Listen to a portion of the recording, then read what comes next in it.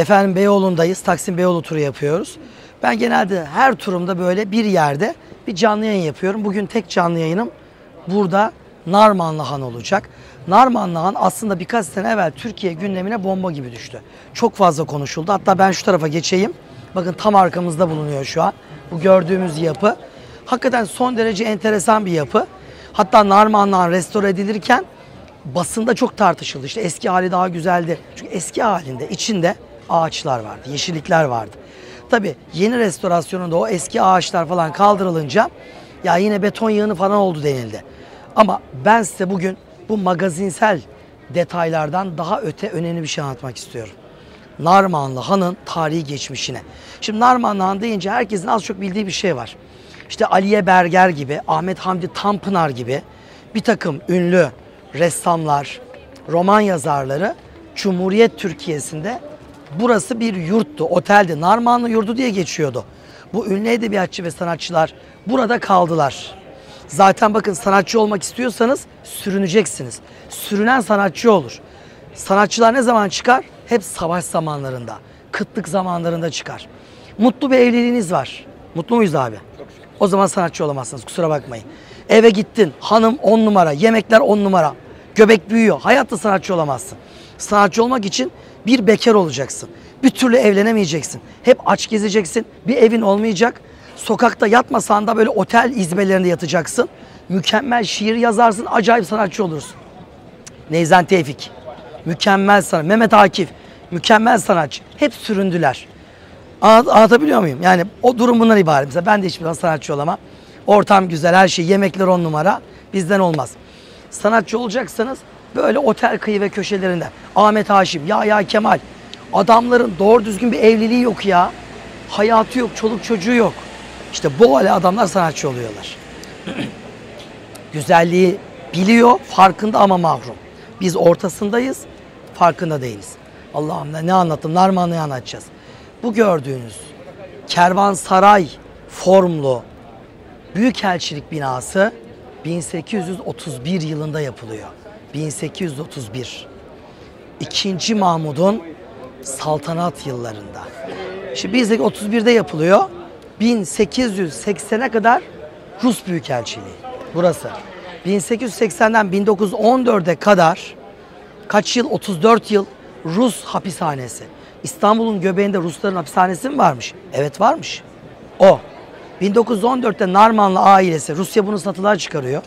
Narmanlı ailesi Ruslardan satın alıyor. Aldıktan sonra bir takım atölyeler, depolama ortamları. Sonra Cumhuriyet Türkiye'si 1920 sonrasında da yurt. Yani bir nevi otel, han gibi kullanılıyor burası. Ve bu şekilde 80'lere kadar geliyor. Sonra izbeleşiyor. Bir ara Ermeniler burada gazete çıkarıyorlar. Cumhuriyet Türkiye'si 1930'larda resim galerisi olarak kullanılıyor. Yani çok amaçlı. Ama nihayetinde son bir restorasyonla, çünkü 20'ye yakın mirasçısı vardı. Bunlar bir türlü anlaşamıyordu.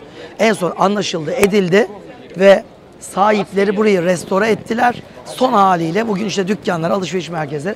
Bugün Beyoğlu'nun en sükse yerlerinden biri oldu. Yani bir bardak çayın ciddi rakamlara içilebildiği bir yer oldu burası. Ben size hiç kimsenin anlatmadığı başka bir şey anlatacağım. İkinci Mahmut-Rus ilişkileri. Binanın yapıldığı yıl kaç demiştim? 1831. Neden? Kimse bunu konuşmaz, kimse bunu düşünmez. Hadi gelin biz kimsenin yapmadığını yapalım ve bunları konuşmak için Narmanlı Han'ın içine geçelim. Sultan II. Mahmut ne yaptı? 1808 yılında Osmanlı tahtına geçti. 1808'den 1839'a kadar tam 31 yıl Osmanlı tahtında kaldı. 1808'de tahta geçtiğinde Rusya ile Osmanlı arası limoniydi. Bakın şu an içine girmekte olduğumuz bu bina aslında Ruslara ait bir konsolosluk binası olarak yapıldı. Büyükelçilik binası. Rus Büyükelçiliği. Dedim ya 1831'den 1880'e kadar 50 küsür sene büyükelçilik binası burası. 34 yılda Rus hapishanesi. Osmanlı yaptıkları anlaşma gereği Rus vatandaşlarının mahkemesini Ruslar yapıyordu, cezasını Ruslar veriyordu. Osmanlı'ya bunu verdirmiyordu. Acizliğimize bakar mısınız? Ne kötü. Bir Rus mesela şurada adam öldürse 2023 Türkiye'si, Türk adaleti onu yakalar, mahkeme eder, hapseder. Hani Putin'in bir alo demesi işi değiştirir mi bilmiyorum. Ama genelde herkes içinde kimse kimseye alo demez. Hapis yatırırız. Ama o yıllarda bir Rus burada birini öldürdü mü Rusya diyordu ki benim vatandaşım, kendi yakalıyordu, kendi mahkeme ediyordu, kendi hapsediyordu. O da onun adaletine ne kadar güveneceğiz işte o kadarlık. Güçsüzsen adam senin ülkende, senin başkentinde kendi mahkemesini kurar, kendi hapishanesini kurar ve kendi adaletini yürütür. Güçlü olmak zorundayız. Güçlü olmazsak herkes alo der, istediğini yaptırır. Allah muhafaza yani. Evet. Gireceğiz. Yavaş yavaş. 1808'de 2. Mahmut tahta geçtiğinde Osmanlı ve Rusya sınırlarında bir savaş vardı. 1812'ye kadar sürdü. Allah'tan Napolyon Bonaparte Rusya'ya saldırdı. Rusya'ya saldırınca Ruslar Edirne'ye, İstanbul'a dalmayı düşünürken kendi canlarının derdine düştüler. Napolyon'dan dolayı biz de kurtulduk. Ruslarla Bükreş Anlaşması imzalandı. Oh dedik. Rusya ikide bir Sırpları dürtüyordu. Bağımsızlık ilanı ettirmek için. 1912'de Ruslar kendi derdine düşünce 1813'te 2. Mahmut Hurşit Paşa'ya dedi ki al 80 bin askeri git Belgrad'a gir dedi. Ve Sırp ayaklanması tam 9 yıldır süren ayaklanmayı çart diye bitirdi. Bastırdı 1813. Oh bir rahatladık derken 1821'de Yunan ayaklanması patlak verdi Mora'da. Yunan devleti kurulsun diye en çok kim bastırdı? Maalesef Rusya bastırdı. İngiltere bastırdı, Fransa bastırdı. Mora'daki ayaklanmada Yunan çetniklerine İngiliz generalleri bizzat destek verdi, yöneticilik yaptırdı. 2. Mahmut o günlerde Yeniçeriler iyice azıttı. 1826'da Yeniçeri Ocağı'nı kaldırdı.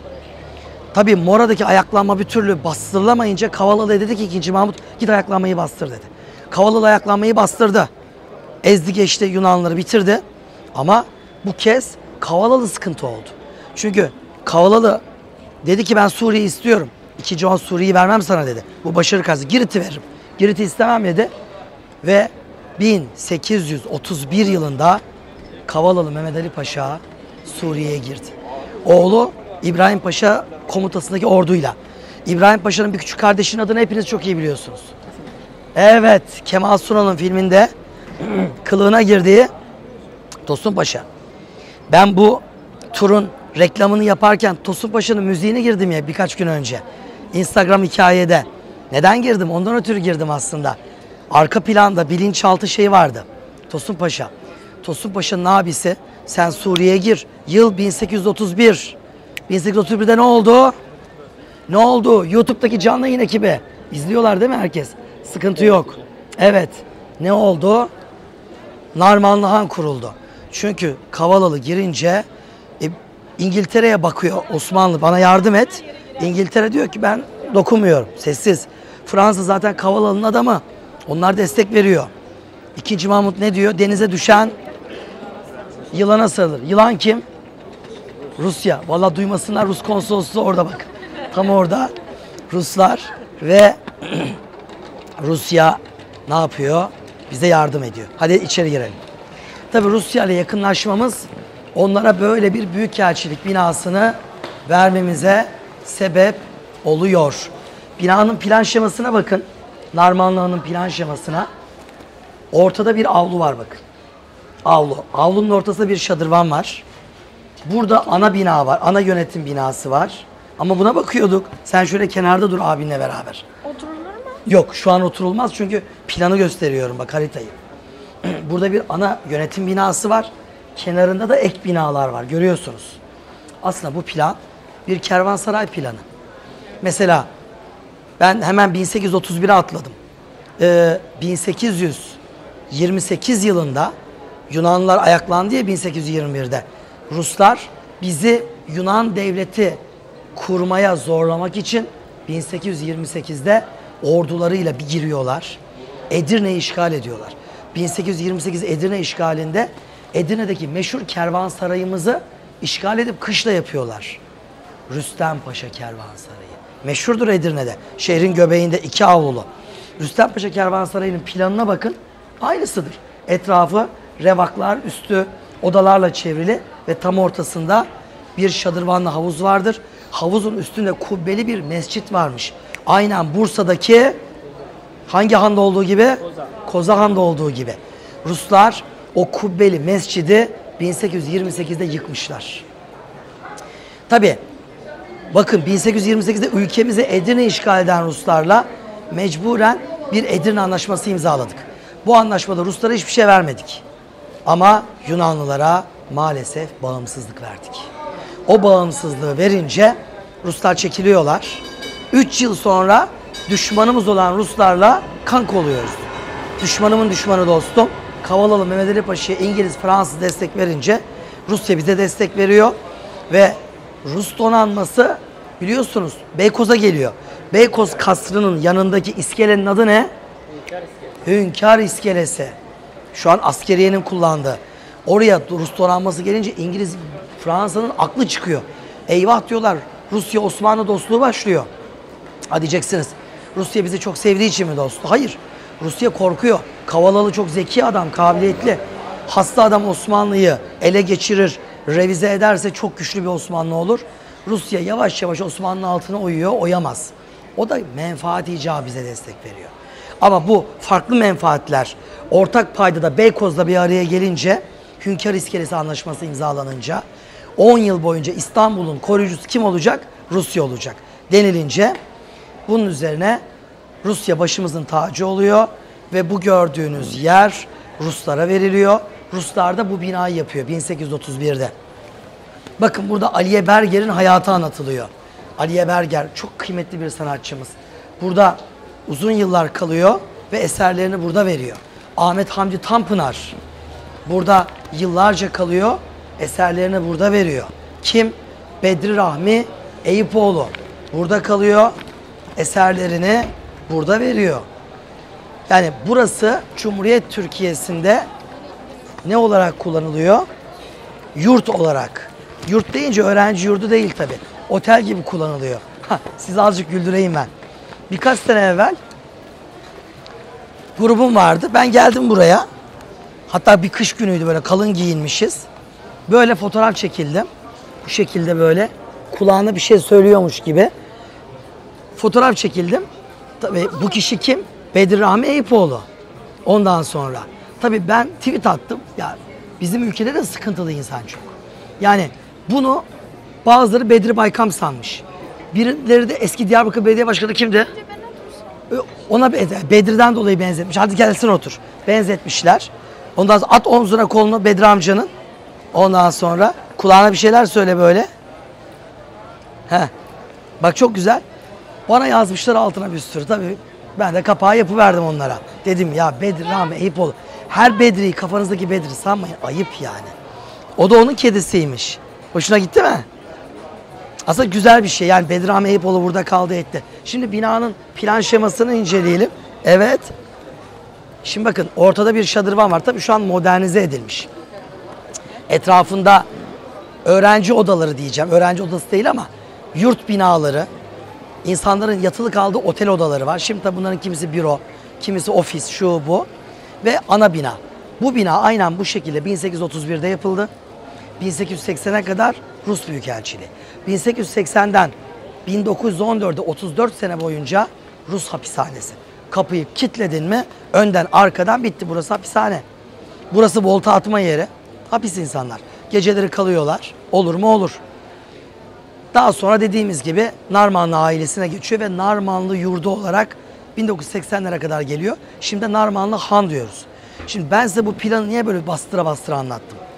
Siz Kozağan'ı biliyorsunuz Bursa'daki. Edirne Rüstem Paşa'yı biliyorsunuz. İstanbul'da bir sürü kervansaray var. Validehanı var, şu var bu var. Kervansaray mantığı.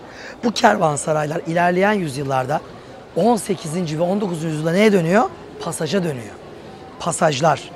Günümüzde neye döndü siz söyleyin. Benim bugün Kadıköy fuarında AVM'ye dönüşüyor. AVM, kervansaray, pasaj, pasaj. Bizim çocukluğumuzda abla. Yaşımız yakın değil mi? Yani turda yaşı benden büyük olan tek kişi ablamız. Sen hiç göstermiyorsun abi, sen hiç. Bizim çocukluğumuzda ortalama 74'lüsünüz galiba. 75. pasajlar vardı çocukken. Yani Türkiye'de AVM diye bir şey yoktu. Pasajlara giderdik, gezerdik, dolaşırdık. İşte kervansaray pasaj oldu. Pasaj da şimdi AVM oldu. Şimdi bizim bu çocuklar AVM çocuğu. Bunlar canı sıkıldı mı AVM'lere gidip geziyorlar. Bizim çocukluğumuzda AVM diye bir şey yoktu yani. Pasaj vardı. Ama 200 sene evvel de pasaj yoktu. Kervansaray vardı. Onlar oraya geliyor. Kervansaray mantığında yapılmış bir açık AVM aslında bu. Narmanlı Han. Bunu bu şekilde burada görüyoruz. Şöyle yürüyelim.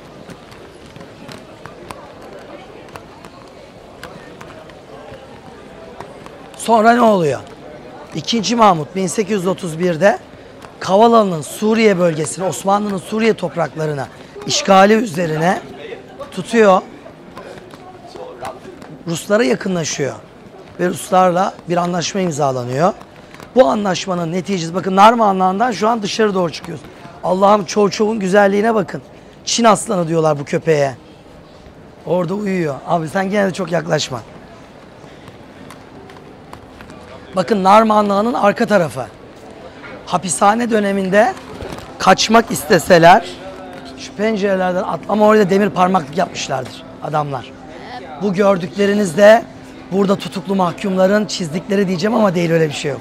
Ama mesela hapishane olmadığı halde hapishane olarak kullanılan yapılar var.